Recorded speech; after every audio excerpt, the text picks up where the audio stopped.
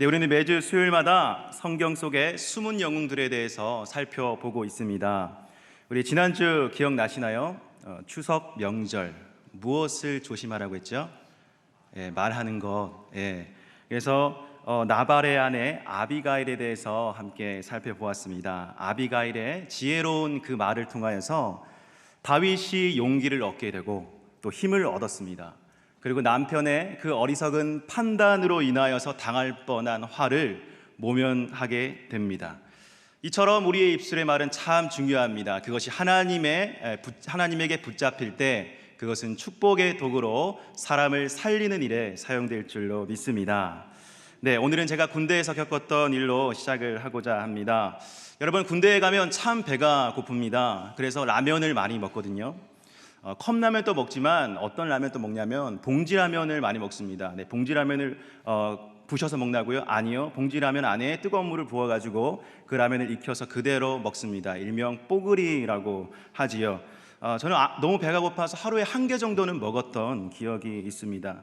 그런데 그 라면을 먹고 나서 버릴 때 그냥 버리면 안 됩니다. 여러분 잘 모르시겠지만 군대에서는 분리수거가 일반 사회보다 더 철저하게 행합니다.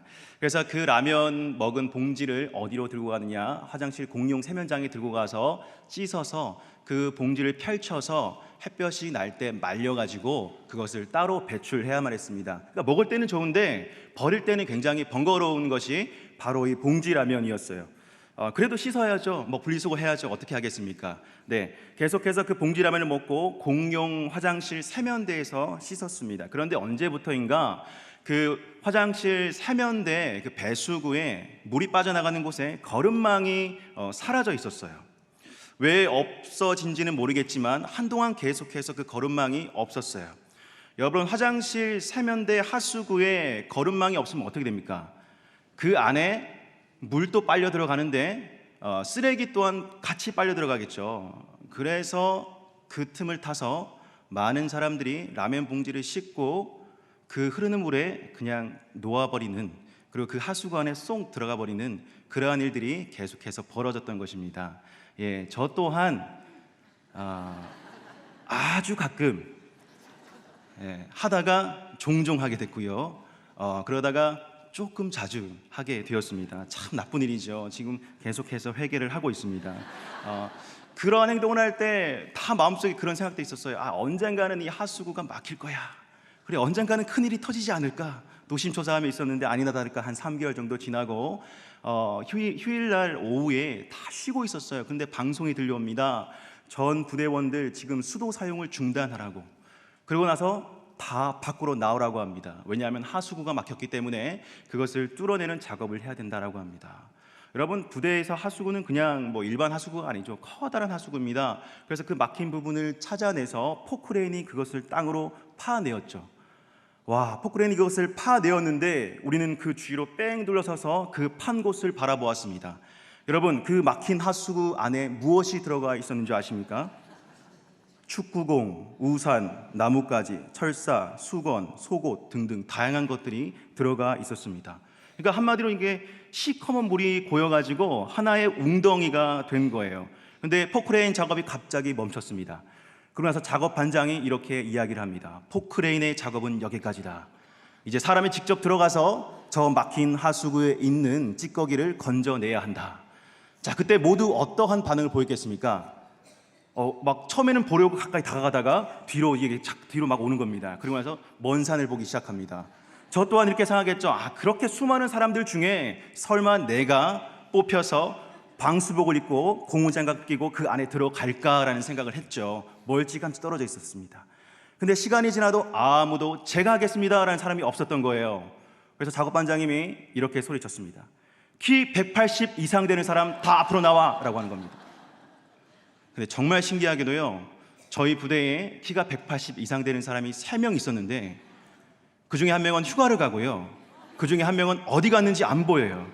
그리고 제가 등 떠밀리듯이 그 앞에 나가서 서게 되었습니다. 저에게 방수복과 그 어부들이 입는 방수복 있지 않습니까? 그것과 고무장갑을 끼워주고 그 밑으로 내려가라고 했습니다. 그리고 나서 이렇게 줄에 매달아가지고 이 다라이를 이렇게 내려주면은, 세대를 내려주면 거기에다가 이제 퍼 담아가지고 올리는 건데요. 밑이 보이지 않죠. 그래서 손을 밑으로 넣어가지고 이렇게 찌꺼기를 건져냈습니다. 그런데 깜짝 놀랐습니다. 그 찌꺼기 안에는 라면 봉지가 거의 90% 이상이었던 것이에요. 세상의 모든 라면 봉지가 그 안에 다 들어가 있는 겁니다. 여러분, 하수구에 라면 봉지가 어떻게 들어갔겠습니까? 바로 그 거름망이 없어진 그 하수구 구멍으로 들어가서 지금 막힌 것이 아니겠습니까? 저는 난생 처음 맡아본 그런 악취 아직까지도 기억하고 있습니다. 그런데 그 라면 봉지를 드는 순간 제 마음속에 하나님께서 이런 감동을 주셨습니다. 성민아, 바로 너 때문이다. 사랑하는 성도 여러분, 하나님께서는요, 사랑하는 백성, 사랑하는 그 자녀들이 죄를 짓고 그냥 살아가는 꼴을 못 보십니다. 언젠가는 그 사람이 바로 돌아오게끔 기다리시나 돌아오지 않을 때 하나님은 수단과 방법을 가리지 않고 그 사람을 강권적으로 죄로부터 돌이키게 만드시는 것입니다. 특별히 어떤 환경을 통해서 깨닫게 하실 때도 있고요, 또는 어떠한 사람들을 직접 보내어서 그 죄를 깨닫게 할 때가 있습니다. 성경에서 보면 어떠한 사람들을 보내서 당신 잘못됐어, 돌이켜 라고 이렇게 말하는 것을 볼 수 있는데, 바로 선지자들을 보내는 것이죠. 여러분, 만약 누가 어떤 사람이 권사님 어제 어떤 죄를 지었죠, 그 죄 빨리 하나님께 회개하셔야 됩니다 라고 말한다면 여러분 기분이 어떻겠습니까? 듣는 사람 또한 기분이 나쁘고 말하는 사람 또한 기분이 안 좋을 거예요. 그런데 성경에는 하나님께서 특별한 은혜 가운데 또 선지자를 보내서 깨닫게 하는 경우가 있더라는 것입니다. 오늘은 유명하게 또 책망하기로 유명한, 정말 단호하게 이야기하기로 유명한 나단 선지자에 대해서 한번 나눠보고자 합니다. 나단 선지자가 누구를 책망했느냐? 그 당시에 절대 권력을 가지고 있던 다윗 왕을 책망하였습니다. 다윗 왕의 권력이 정점에 있던 그때, 왕이시여, 당신이 하나님의 말씀을 어겼습니다라고 당당하게 이야기했던 선지자, 그가 바로 나단 선지자였습니다. 오늘 나단 선지자의 말씀을 통하여 어떻게 그 단호함이 나오게 되었는지, 그리고 오늘 살아가는 우리들이 나단 선지자를 봤을 때 어떠한 자세를 가지면 좋을지에 대해서 깨닫게 되는 귀한 은혜가 있기를 예수님의 이름으로 간절히 축복합니다. 네, 오늘 본문의 앞장인 11장에는 다윗이 우리아의 아내 밧세바를 간음하는 사건이 나옵니다. 그의 아내 햇사람 우리아, 전쟁터에 나가서 죽게 만듭니다. 그리고 그의 아내를 취하였죠. 이게 무슨 죄입니까? 간음죄입니다. 그리고 살인죄를 저질렀습니다. 한 나라의 왕이 이러한 죄를 저지른다, 지금 같은 경우는 그냥 감옥소 가겠죠. 그런데 이 당시에는 워낙에 왕의 권력이 위대했던지라 이러한 죄를 범해도 누구도 거기에 대해서 책망할 사람이 없었던 것입니다. 다윗이 그 죄를 범하고 나서 약 1년 정도의 시간이 흐를 때까지 아무런 그러한 죄에 대해서 책망하거나 해코지하는 사람이 없었다라는 겁니다. 그런데 드디어 하나님께서 회초리를 들기 시작하셨습니다. 우리 1절 말씀 함께 읽어보겠습니다. 시작. 여호와께서 나단을 다윗에게 보내시니 그가 다윗에게 가서 그에게 이르되, 한 성읍에 두 사람이 있는데 한 사람은 부하고 한 사람은 가난하니. 나단이라고 하는 선지자를 누가 보냈습니까? 하나님이 보내셨습니다. 나단은 누구입니까? 그는 누구인지 어디서부터 왔는지 정확히 알 수는 없지만 단지 확실한 것은 다윗과 함께 왕궁에 있으면서 다윗에게 영적인 멘토 역할을 했던 사람이라는 것입니다. 나단이 다윗을 찾아와서 그 잘못에 대해 어떠한 잘못을 했습니다라고 직접 이야기하지 않고 한 이야기를 들려줍니다. 왕이시여, 한 성읍에 두 사람이 있었습니다. 한 사람은 부자였고 한 사람은 가난한 사람이었습니다. 그 부자에게는 소와 양이 정말 많이 있었습니다. 그런데 그 가난한 사람에게는 암양 새끼 한 마리, 그가 너무나도 애지중지 여기는 암양 새끼 한 마리가 전부였습니다. 그는 그 암양 새끼와 계속해서 더불어 먹고 마시며 잠도 잤습니다. 그런데 어느 날 지나가는 행인이 그 부자의 집에 찾아왔습니다. 그 부자는 그 행인을 대접하기 위해서, 여러분, 당연히 자신의 소와 양으로 대접해야 되는 것 아닙니까? 그런데 가난한 자의 암양 새끼 한 마리를 빼앗아서 대접을 했다고 합니다. 자, 이 말이 끝나자마자 다윗이 갑자기 마음속에 분노가 올라옵니다. 그가 이렇게 말했습니다. 5절 말씀 함께 읽어보겠습니다. 시작. 다윗이 그 사람으로 말미암아 노하여 나단에게 이르되, 여호와의 살아계심을 두고 맹세하노니 이 일을 행한 그 사람은 마땅히 죽을지라. 그렇습니다. 이 이야기를 듣고 분노합니다. 아니, 그러한 사람이 있다니 이 사람은 마땅히 여호와의 살아계심을 두고 맹세하노니 죽어야 할지라. 이렇게 이야기를 합니다. 그리고 다윗 왕은 율법에 대해서도 잘 알았겠죠. 그래서 율법에 의해서 그 양새끼를 훔쳤으니까 4배나 갚아줘야 된다라고 정의로운 판결까지 내려주었습니다. 아니, 자신의 죄는 지금 가물가물한가 봐요. 기억나지도 않나 봅니다. 그러나 나단은 그때를 기다렸다는 듯이 이렇게 말합니다. 왕이시여, 당신이 바로 그 사람입니다. 바로 제가 말씀드린 그 부자가 바로 왕이란 말입니다. 그리고 다윗이 지은 죄에 대해서 정확하게 이야기를 해줍니다. 하나님께서 다윗을 이스라엘 왕으로 세우시기 위해서 사울의 그 손에서 왕을 구원해 주셨습니다. 그리고 이 하나님의 나라, 하나님의 거룩한 백성, 유다 백성, 그 이스라엘의 그 민족들을 왕에게 맡겨 주셨지 않습니까? 그만큼 하나님이 왕을 신뢰하고 믿는다는 의미인데, 왕이시여, 지금 왕은 어느 자리에 서 있습니까? 햇사람 우리아를 죽이고 그의 아내를 취했습니다. 이건 왕의 죄입니다. 그리고 이어질 하나님의 심판에 대해서 계속 말씀해 주고 계십니다. 그 순간 다윗은 한 대 얻어맞은 것처럼 정신이 번쩍 들었을 것입니다. 자신의 잘못에 대한 기억이 가물가물하고 그냥 죄에 대한 기억도 잊혀져 가는 그 찰나에 누군가가 정말 단호한 태도로 담대하게 왕의 죄를 들추어 내는 것입니다. 나단 선지자를 통해서. 사랑하는 성도 여러분, 나단 선지자의 이 단호한 태도, 왕 앞에서도 기죽지 아니하고 죄에 대해서 지적할 수 있는 그 태도, 그것은 어디서부터 나온 것일까요? 우리 오늘 9절 말씀 함께 읽어보도록 하겠습니다. 시작. 그러한데 어찌하여 내가 여호와의 말씀을 업신여기고 나 보기에 악을 행하였느냐? 내가 칼로 햇사람 우리아를 치되 암몬 자손의 칼로 죽이고 그의 아내를 빼앗아 내 아내로 삼았도다. 보십시오. 악을 행하였다. 그 악을 행하였는데 왜 행하였느냐? 바로 하나님의 말씀을 업신여겼다. 다윗이 부자였거나 권력이 있어서 그 죄를 저질렀던 것이 아닙니다. 잠깐 게을러서 그 죄를 저질렀던 것이 아니에요. 하나님의 말씀으로부터 떠나 있었기 때문에 왕이 그 죄를 저지른 것입니다 라고 이야기합니다. 나단의 선지자 눈에 이것이 확실하게 보였던 이유는 무엇이었을까요? 바로 나단 선지자는 말씀의 기준에 확실하게 서 있었던 선지자였기 때문입니다. 여러분, 선지자들 중에서도 아부하는 선지자들이 그렇게 많았다고 합니다. 왕의 판단을 흐리는, 왕이 잘못을 했을지라도 왕이시여 옳습니다, 잘하고 있습니다, 그 왕의 권력에 빌붙어서 한 자리 차지해볼까 싶어서 어떻게든 아부하는 선지자들도 많았다라고 하는 것입니다.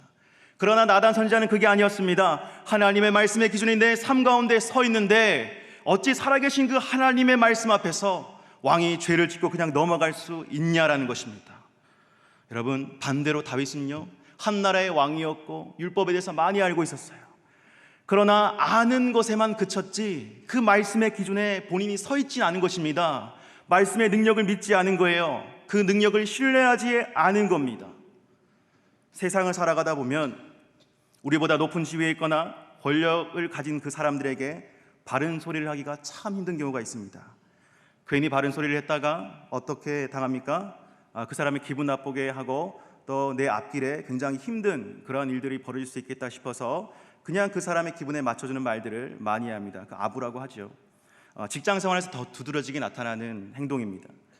인터넷 취업 포털 사이트인 잡코리아라는 곳에서 직장인 1026명을 대상으로 설문조사를 했습니다.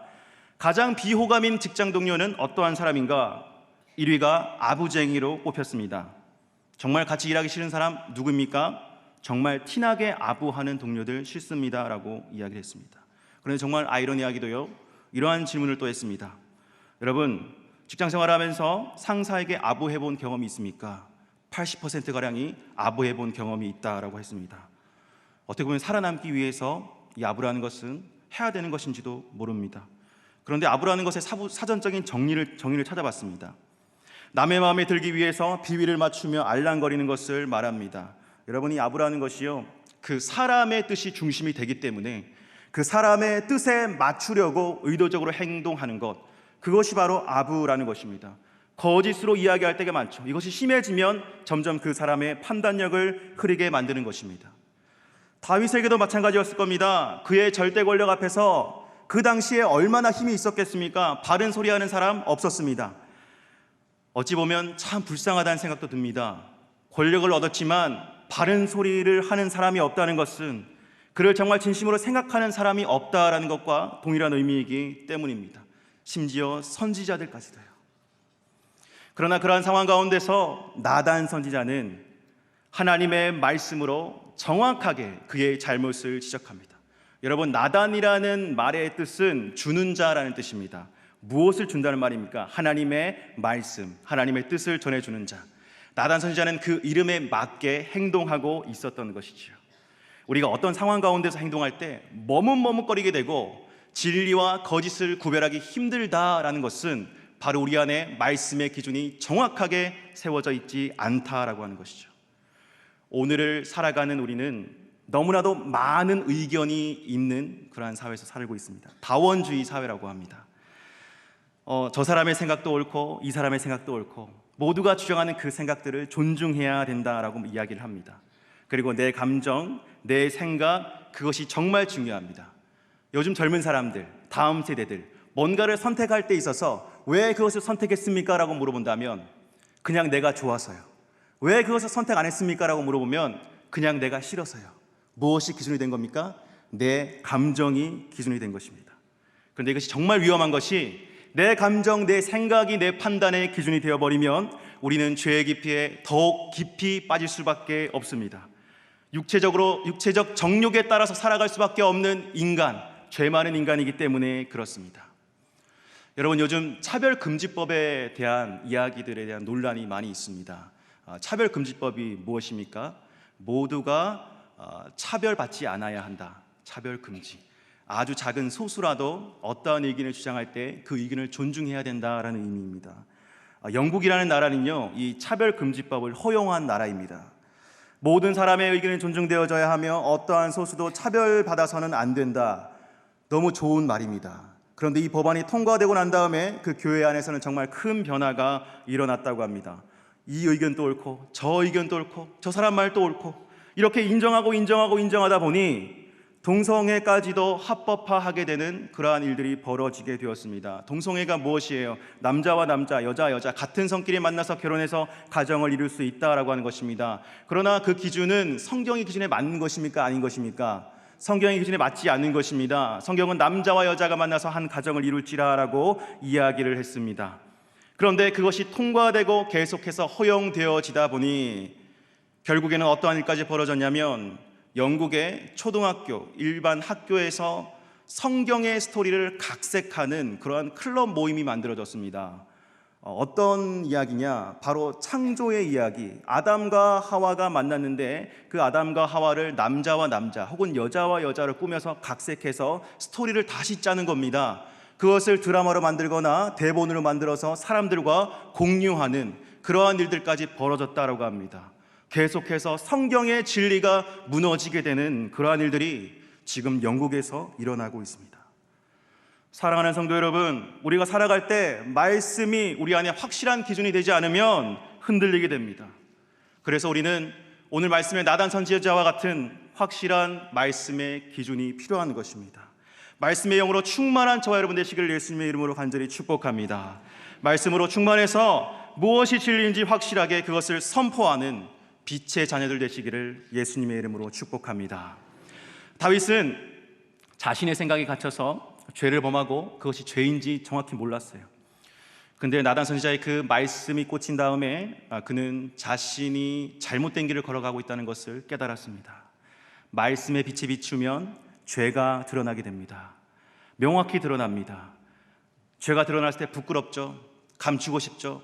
다윗이 나단 선지자에게 그 말을 들었을 때 그 나단 선지자를 죽이고 싶었는지도 모릅니다. 그런데 정말 신기한 것은 나단이 전해준 그 하나님의 말씀에 다윗이 반응하기 시작합니다. 우리 사무엘하 12장 16절 말씀 읽어보도록 하겠습니다. 시작.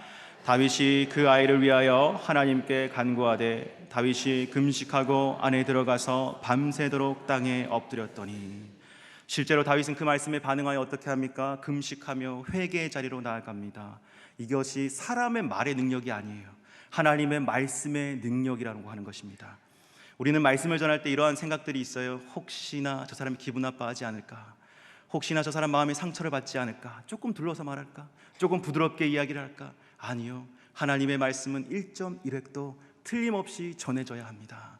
그래야지 그 능력이 나타나게 되는 것입니다. 어찌 보면 나단 선지자는 참 고마운 사람이죠.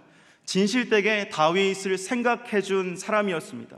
여러분, 정말 어떤 사람을 생각하고 사랑한다면 하나님의 말씀을 전해주는 사람이 되시기를 간절히 축복합니다. 하나님의 말씀이 정말 그 안에 들어가게 되면 그 인생은 변하게 됩니다. 그 인생은 살아나게 됩니다. 사실 다윗이 이 밧세바 가는 사건, 그 나단 선지자에게 책망하기 직전에 이 나단 선지자는 다윗이 성전 건축을 하려고 할 때도 반대하는 그런 하나님의 뜻을 전했었습니다. 사무엘하 7장 말씀에 나오는데요, 다윗은 왕이 되고 나서 하나님의 성전을 너무 건축하고 싶었어요. 하나님께서 함께 하시는 곳, 나는 이렇게 너무나도 화려한 궁전에 살고 있는데 하나님은 궁전이 없어요. 그래서 하나님을 위한 전을 짓기를 원했습니다. 여러분, 왕이 하나님을 위한 전을 짓는다, 선지자로서 반길 일 아닙니까? 그래요, 왕이시여 그대로 하시옵소서. 하지만 처음에도 나단은 왕이시여 그대로 하시옵소서라고 했는데 아니었어요. 하나님께 물어보았더니 하나님께서는 다윗이 그 성전을 건축하길 원하지 않으신다고 말씀하셨습니다. 그 말을 전하기도 얼마나 힘들었을까요? 그러나 나단 선지자는 말씀의 능력을 알고 있었다. 그리고 말씀의 기준에 확실히 서 있었다. 그래서 가감없이 그 말씀을 전했습니다. 그랬더니 다윗이 수긍했습니다. 그리고 그 아들을 위해서 그 성전을 짓겠다고 모든 준비를 다 완료했지요. 그것이 바로 말씀의 능력인 줄로 믿습니다. 사랑하는 성도 여러분, 우리에게도 나단 선지자와 같은 그러한 영적인 멘토가 필요합니다. 힘들고 어려울 때 물론 격려해주고 위로해주고 하는 것 필요합니다. 그러다 잘못된 길로 갈 때 잘못된 길로 가고 있어요. 돌이키세요. 하나님께서 돌아오기를 원하십니다. 막상 듣기에는 싫어요. 내 앞길을 막는 것 같습니다. 하지만 그렇게 말을 전해줄 수 있는 사람이 정말 필요하다라는 것입니다. 그런데 누가 어떻게 그런 멘토의 역할을 합니까? 우린 선지자들의 이야기를 보면서 이런 생각을 합니다. 나는 예언하는 능력이 없는데요. 나는 선지자처럼 그렇게 예리하게 하나님의 말씀을 들을 그런 능력이 없는데요. 여러분, 다 그렇게 생각하십니까? 아니요. 누구든지 예수 그리스도 안에 있으면 우리는 하나님의 말씀을 깨달을 수 있고 그 하나님의 말씀을 잘 전할 수 있는 능력이 있음을 믿습니다. 우리 히브리서 1장 1절에서 2절까지의 말씀을 함께 읽어보시겠습니다. 시작. 옛적의 선지자들을 통하여 여러 부분과 여러 모양으로 우리 조상들에게 말씀하신 하나님이 이 모든 날 마지막에는 아들을 통하여 우리에게 말씀하셨으니 이 아들을 만유의 상속자로 세우시고 또 그로 말미암아 모든 세계를 지으셨느니라. 아멘. 히브리서 기자는 이렇게 말합니다. 오늘을 살아가는 우리들에게 무엇이 능력이냐고요? 바로 예수 그리스도가 능력입니다. 여러분, 말씀을 깨달을 능력이 없나요? 말씀을 읽어도 잘 모르겠나요? 그 능력이 잘 나타나지 않나요? 나단 선지자처럼 전해주고 싶은데 어떻게 전해야 될지 모르겠나요? 바로 예수 그리스도께 도움을 요청하시길 바랍니다. 예수 그리스도 안에 거하시길 바랍니다. 왜냐하면 그 예수 그리스도는 율법과 계시의 완성이 되시기 때문입니다.